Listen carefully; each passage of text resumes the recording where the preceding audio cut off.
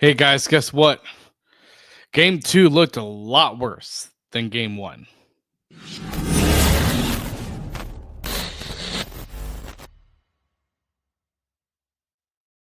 At least I think they did. And it is just me, Sam Wallace, for this episode. Sam Driscoll, sorry, is not going to be with us for this episode and the next one. But after that, he will be back.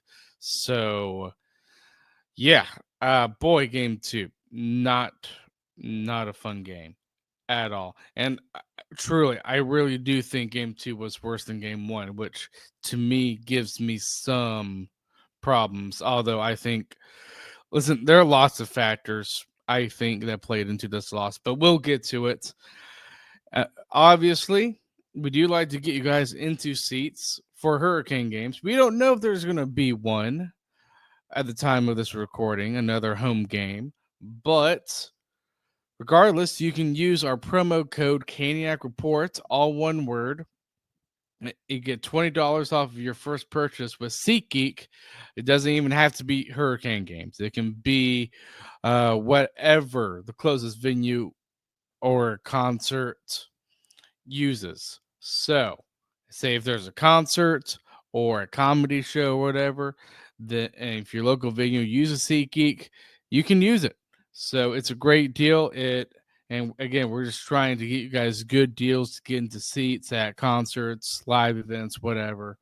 And another thing too is we have a link for donations. So if you feel like you want to donate, we do have a link for that in both our YouTube descriptions and wherever you get your podcast, whether that's on Apple or Spotify. And also remember, hit like and subscribe if you're watching us on YouTube. And please hit that subscribe button. And well, actually, I already just said hit that subscribe button. Duh. But hit that notification bell so you never miss another episode. And if you are listening to us wherever you get your podcast, Apple, Spotify, whatever, please leave a rating and a review and follow us because it really does help us out. So we're going to get to some things around the league, and then we're going to talk about some fun Hurricanes hockey. I'm being sarcastic, by the way, of saying that. But first things first, we have Jeff Blashill, who was officially named as the head coach of the Chicago Blackhawks. He was the head coach for the Detroit Red Wings for several years before he got fired. He just could never get over that hump. And with the Red Wings, now with Jeff Blashill, I think with what Chicago's trying to do with this hiring, again, I'm not a Blackhawks expert, but I do think that they want to hire someone that has a reputation of working with very young players, and Jeff Blashill definitely has. He's worked with Moritz Seider. He's worked with Lucas Raymond from Detroit. These are young players for Detroit. They're cornerstone pieces. So that is my guess of why Chicago has hired him. And it makes sense because you have a very young guy in Connor Bedard. And not only is he going to be the star or the face of Chicago moving forward, but you also have a lot of other young guys like Levshunov and Korchinski and Frank Nazar, all these young players. Oliver Moore is another player. All these young players for Chicago, hopefully, maybe they get their chance within the next season to play in the NHL. So it's going to be interesting what Chicago does with their new head coach and Jeff Blashill. The other thing, too, and this involves Toronto, and it's the fact that Brandon Shanahan, who was the president of Toronto, his contract was not extended because apparently his contract was due at the end of this season, but he decided to leave. And Toronto is a team I think that is looking to make some big changes. It's going to be interesting what they do this offseason because they obviously are not happy with the status quo of the core four. And I've made some questions on that core four. To me, the questions obviously is the performance, but it's also the structure, the cap structure, though, of this team. I don't see how you can make a good team when you're paying 4 players over $40 million. To me, that's just not a recipe for success in terms of trying to build an actual team. Yes, you need those stars. In fact, Carolina needs those stars. But Toronto's problem isn't a star problem, it is a depth problem. And I think Florida exposes that. And to be honest, just the way Florida plays, I think they expose the weaknesses in every team just because they're a brutal force, obviously, as we'll get to in game 2. So, yeah, another piece of news. Again, lots of hirings in the past day or two, but Matthew Darsh is named general manager, the New York Islanders. So, to me, what's nice about this hiring is the fact that you have a brand new face in the general manager market coming up. He is a rookie general manager, so I believe it is reported that he's going to hire some executives who have tons of experience so that they can help him, and it makes sense for doing that. But the Islanders are a little bit like Toronto in their organizational change up in that they don't want the status quo either. Now, obviously, Islanders don't have the star power that Toronto has, but they're looking at changing things, and they should. I think a great opportunity of them changing stuff is going to be that first overall pick that that they're going to have in this upcoming draft. Most likely, it's going to be Matthew Schaefer. Now, this draft isn't supposed to be an amazing draft, so but Matthew Schaefer, he's a clear number one in terms of scouting reports. He is a defenseman, and that just makes the Islanders' blue line probably a little bit more deadly. Although I would argue it's not really the blue line that's the problem with the Islanders, it's the offense. So I do expect some trade activity to happen with the Islanders. It's going to be interesting what they do. I think they probably do have maybe a few players that might interest other teams because I do think there are going to be changes like Toronto is. So just a lot of similarities between the two teams. So Matthew Darsh, obviously, if you want to know who he was director of hockey operations for Tampa. He was basically Julian Breesball's right hand man. So, and he's the GM of Tampa. So we'll see how he does. Again, I like seeing a new face. So that's kind of it around the league. Now we're going to talk about the Hurricanes. Oh boy, this is going to be fun. So, thoughts heading into game 2, I would say, when it comes to the Hurricanes. Obviously, you needed a win, I think, in this game. I think it was honestly a must win because even I think I heard Trip Tracy saying this, and the fact that the Hurricanes have played pretty well on the road in this playoffs. And while they have, you we know this team. We know this team feeds off of its home crowd. And if they can't do that, it's to me a little bit, I would say just a little bit harder to win on the road because you don't have that. But the Canes have surprised me before. If they win, thank goodness because it's not a sweep. And trust me, I kind of am at that point with the Hurricanes. Like, I'm not expecting a win in this series. They're down 2-0. They lost both games at home. But if they can at least get a win at Florida, then I'd feel honestly probably a lot better because it's not a sweep. And that's what the media, their narrative about this team is this Eastern Conference sweeps. They're 0-13 in conference sweeps. Like, we get it, obviously, but it is annoying. So if the Hurricanes can change that narrative, I mean, it's still not a good record, 0-13 or 1-13, but at least you win an Eastern Conference game. Like, That's been plaguing the Hurricanes all the way back to 2009.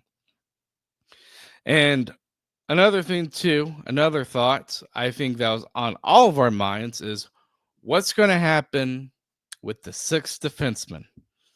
We know the top five are healthy, at least to our knowledge, but he was going to be that sixth defenseman.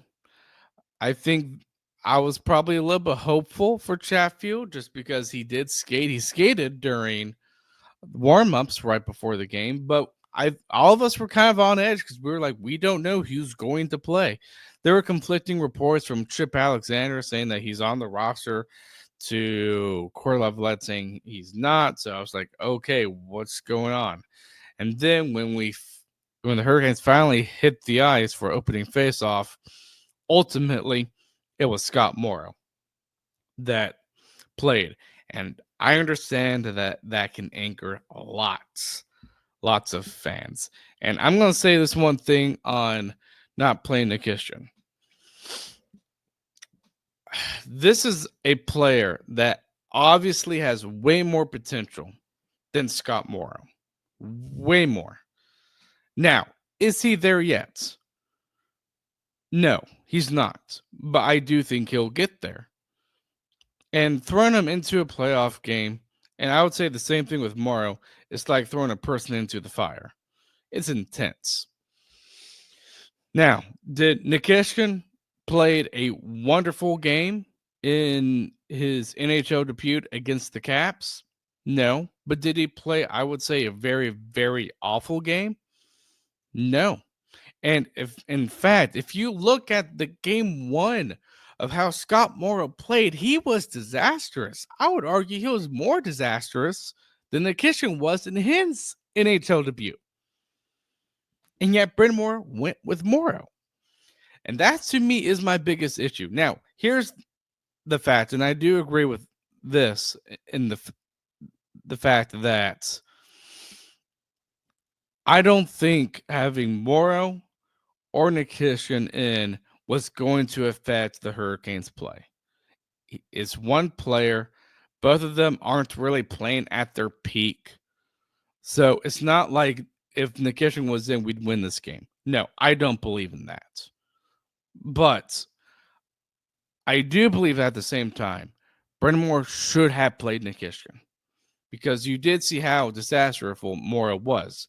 Now, surprisingly, I thought in game two, Morrow's performance was a little bit better than game one, but you could also say game one was the floor. Like the only way to look was up after that game. So, I mean, I did not like that decision at all that Brind'Amour made to put Morrow in over Nikishin. Really just did not understand. There were talks of maybe Riley Stillman playing too. I didn't really understand that, to be honest, because I'm just like, I mean, wouldn't you rather gamble on one of your rookies to see if they could do it? And both Morrow and Nikishin are rookies. And another thing too about favoring Nikishin over Morrow, again, I mean, Morrow, I mean, he didn't play again. He didn't play bad in game two, but you look at Nikishin's game. One, he's big. You need all the big guys you can get, and second, he's physical. We saw him through a couple hits in that one game, game 5 against Washington. So the stuff that Nikishin brings is more useful, I think, than what Morrow currently brings. Now, I it's just one of those decisions that makes me question Rod Brind'Amour. It really does. Now, I don't think it's a decision where it dictates whether you win or lose a game, but it's little stuff like that that does make me question a bit. So, obviously, game 2 started with Scott Morrow. And now we're going to discuss this breakdown of the team here in more detail. But first, let's get to one of our sponsors. The NBA 82 game grind is done, and now the real fun begins. The NBA playoffs are here, and it's time for all the high skates drama, clutch moments, and jaw dropping plays. I can't wait. If you're looking to make the playoffs even more exciting, DraftKings Sportsbook has you covered as an official sports betting partner of the NBA. Try placing a bet on your favorite player's performance. Will they drop 30 points, 40, or more? It's your call. Here's something special for first timers. New DraftKings customers bet $5 to get $200 in bonus bets instantly. Make it a playoff run to remember with DraftKings. Download the DraftKings Sportsbook app and use code THPN. That's code THPN for new customers to get $200 in bonus bets when you bet just $5. Only on DraftKings, the crown is yours. Gambling problem? Call 1-800-GAMBLER. In New York, call 877-8-HOPE-NY or text HOPE-NY 467-369. Connecticut, help is available for problem gambling. Call 888-789-7777 or visit ccpg.org. Please play responsibly. On behalf of Blue Hill Casino and Resort in Kansas, 21 plus age and eligibility varies by jurisdiction. Void in Ontario. New customers only. Bonus bets expire 168 hours after issuance. For additional terms and responsible gaming resources, see dkng.co/audio. I think there are a lot of factors of why the Hurricanes lost this game. And one of them was them making mistakes, especially one player in that first period, and that was a player that has played pretty good in both the Devils and the Caps series. I mean, he's leading the team in goals. Obviously, no one's really challenging him in that, but it's nice to see Svechnikov doing well heading into the Florida series. In this game, I'd argue this was one of his worst games. I really do, because in that first goal, which was 90 seconds into the first period, you have Forsling scoring because you have Svechnikov turning the puck over because you had two Florida guys on you, and he freaks out. And he turns the puck over, and obviously with a couple passes along the boards, Gustav Forsling, former Hurricane, he gets the goal. And that's deflating right there. And another thing, too, obviously Anderson started this game. To me, that's a goal. I mean, if we saw Anderson in the first and second rounds in this game, I think he'd stop that. I seriously do. To me, it's a stoppable shot. Now, I remember in the last episode, in fact, this was kind of like a shared clip before I posted on social media, and I got some comments on it in the fact that, well, goaltending wasn't bad. And listen, I agree, goaltending wasn't bad, and I don't think goaltending has been bad in both of these games.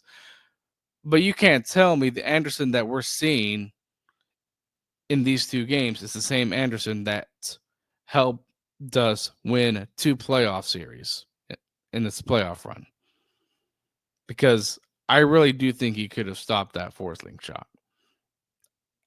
Again, not a bad goal, but I'd like to see a save there, and he didn't save it. But it's 1-0 Florida. And then you have Svechnikov again turning the puck over. He turns over to Mikko, I think Mikola is his name.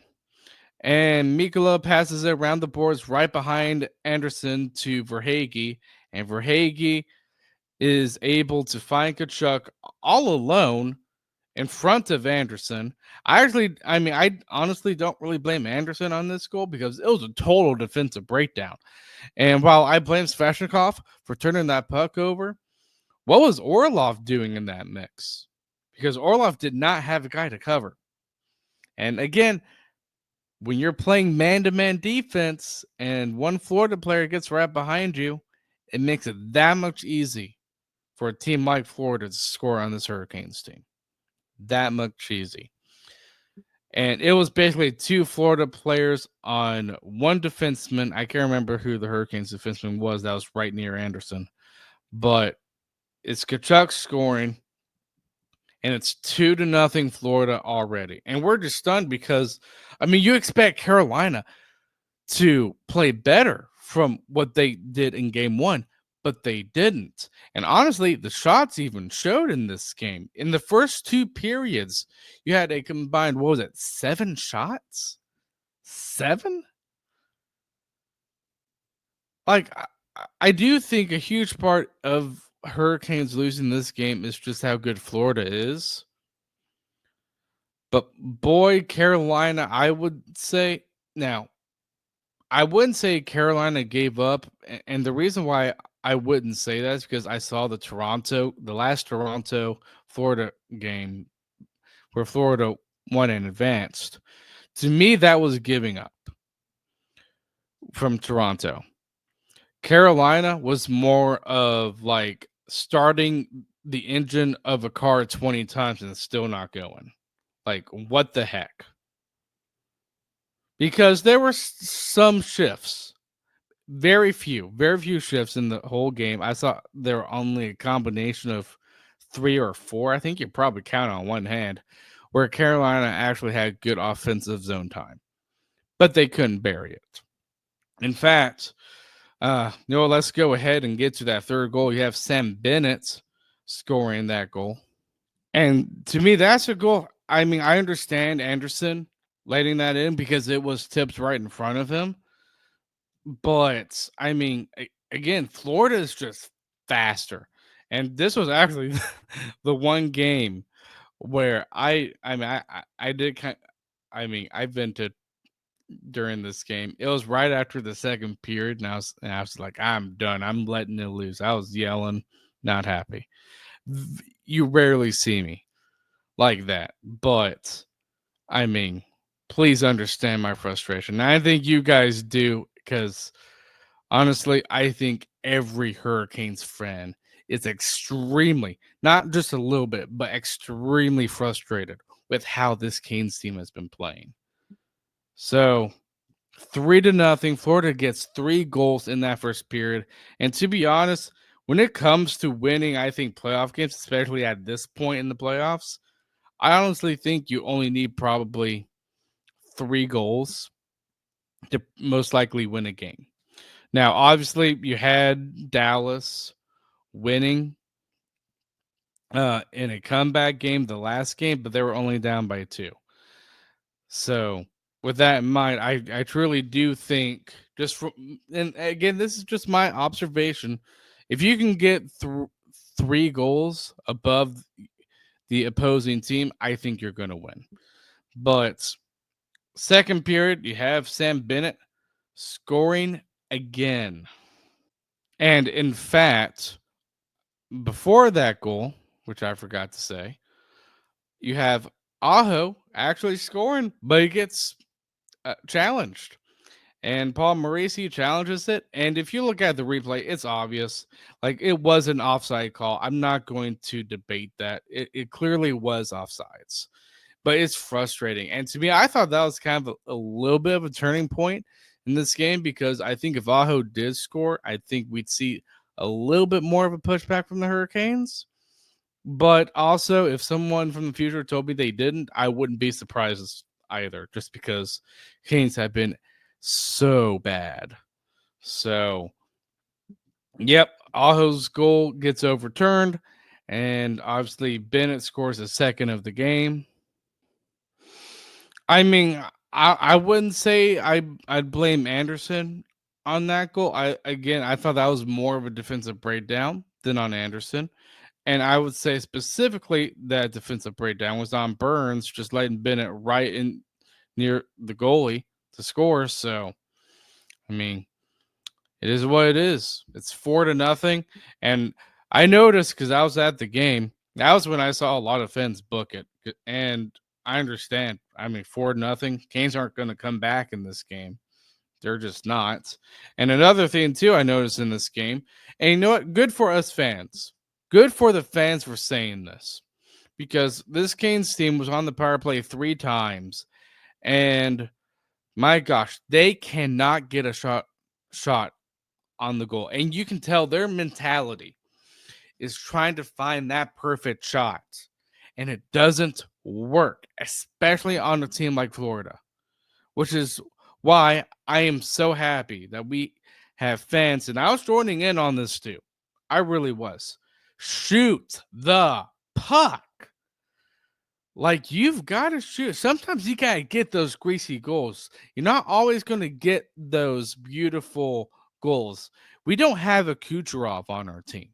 As much as I'd love to see Kucherov or a player like Kucherov on our team, we don't. So that means sometimes you got to get those greasy tip in goals, or at least have that work ethic of shoot the puck and then go get it. But man, Florida just got inside their heads, and you can just tell this was a mental game. I I know Brendan Moore said after the game that there's no this game didn't have any mental things going on with the Hurricanes. Oh, it so did. I listen. I love Brendan Moore, but I call that BS in my opinion, because we have lots of players that played on this team still here 2 years ago when Florida swept us. It's definitely, I think, inside the Hurricanes' heads. And Jordan Stahl even said after the game that it's mental. And even though a lot of players have not played good, and I mean, Svetch, he was disasterful because he was hurting this team. I wouldn't go that far into saying Stahl's been hurting us, because I don't think he's been hurting us. But I don't think we've seen the same Stahl that we saw in the past two rounds either. Heck, I don't think I mean, Martinook, his partner on the same line. I don't think we've seen Martinook play the hockey that we know he can play. I wonder if Martinook is 100%. I really wonder after taking that slap shot. So, but obviously, I think they'll reveal those injuries whenever we get eliminated. So we'll see if they do. But I don't think Martinook is 100%. I really don't. But Stahl, I'm telling you, I just don't think Stahl's been good. And with him being the captain of this team, I mean, I know the Ahos, the Jarvises, they haven't been good either. But if you wear the C, then you have lots of responsibility on this team. I just don't think Stahl's been playing good, to be honest. Now, am I expecting, again, I'm not expecting him to score goals.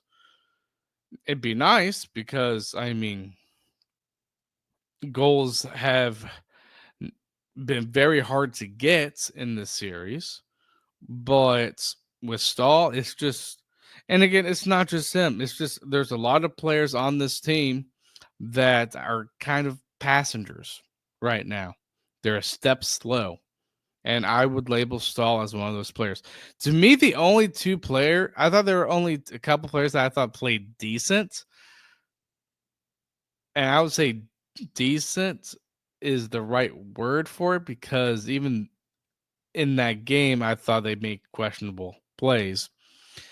And that was probably Stankoven and Hall, because I thought they were actually trying. But even then, I mean, another thing too that I thought was just really noticeable and showed how bad Carolina was, like, they could not make a freaking pass. They just couldn't. Whether you're on the receiving end or whether you were whether you were the passer, like, it was just really, really awful. So obviously, you head into the third period and you have Barkov scoring, and that Barkov goal was on the power play. So again, special teams, Hurricanes lose the special teams department again, and that's usually a sign the Canes are going to lose. Usually is. Very rarely do we see this Canes team win. But Barkov scoring, and it's 5-0. Hurricanes lost. Boy, There's a lot of things I want to say right now about this team, but I'm not going to until the end of the series. And my expectations, I'm going to keep it the same, and I'm going to try and keep it the same from what my expectations were at the very beginning of the season. And the fact that this team lost a lot of good key players. They lost Teravainen. They lost Brett Pesce, Brady Shea. This was supposed to be a little bit of a down year. And do I think they exceeded that? Absolutely. But I think it's reasonable to say that I think this was somewhat of a successful season, but also think, oh, there's also some questions too about this team. So that's kind of where I'm at right now. Now, I'm not, if we do ultimately get swept or when we do get eliminated, I'm not going to blame this whole playoff run on Brendan Moore. While I might have questions on Brendan Moore, I do think this is more of a roster problem than a system problem, just because, like, with the offense drying up, that doesn't surprise me because even though I like the trade that we got from Dallas in the Ranson trade, I mean, it's more of a future trade than it is of a now trade. So I still think Stankoven has a bright future here, but right now Stankoven isn't at the level, obviously, as Rantanen is, as Netches is. So it's just one of those things where I mean, I knew it was going to happen. It's just it sucks seeing it happen.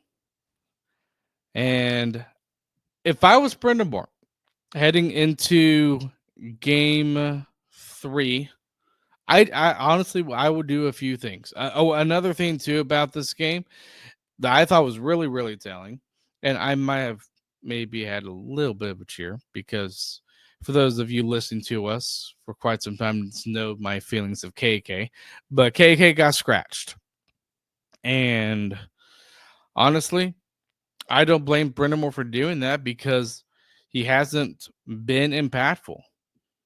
And to me, I think again, he's kind of like Stall in the fact that he hasn't been bad, but he's not really been impacting the game. And you're not going to scratch your captain. Obviously, you're not. I think, honestly, if you do scratch your captain, I think I'd be questioning Brendan Moore even more because I'm like, dude, why are you doing this to this player? Like, he's your captain. You shouldn't be scratching him. But with KK, he's not really in a leadership type of role. Hasn't made an impact. To me, there was only one impact play that he's made in this entire playoff run, and that was in Game 1 in Washington, where he made that pass to Stankoven to tie the game 1-1. But that's it. And obviously, I think there are organizational side to it too, and the fact that if Brandon Moore doesn't trust this player, then I think you have to trade him or buy him out. And I think it's coming this offseason. Again, it's for a future episode, but I really do think with KK being scratched, this is probably it for him as a Hurricane. But what I would do heading in to game 3 is honestly, I love Blake. I really do, but I'd scratch him and put in probably Tyson Jost because things need to change. And honestly, listen, I love Anderson. I think he's been playing very, very good heading into the Florida series, but he's not playing at that level that he has played against New Jersey and Washington. I probably start Kochetkov. And another thing I forgot too is we did see Kochetkov playing at the start of the third period. So you can tell Brendan Moore's trust in Anderson is a little bit fallen. Although I guess you could probably argue he was trying to control the team, but I think both can happen at the same time. So we'll see what happens in game number 3. I understand if you are not optimistic about this game. I'm probably on that side too. But I just want one win. I really want one win in this series. I'm not looking to win this series. I just want one win. That's just where I'm at right now. Now, if the Hurricanes somehow win both games at Florida, then this shifts the series entirely. But I just think the odds of that happening, it's just not going to happen. So we will see you guys after game number 3.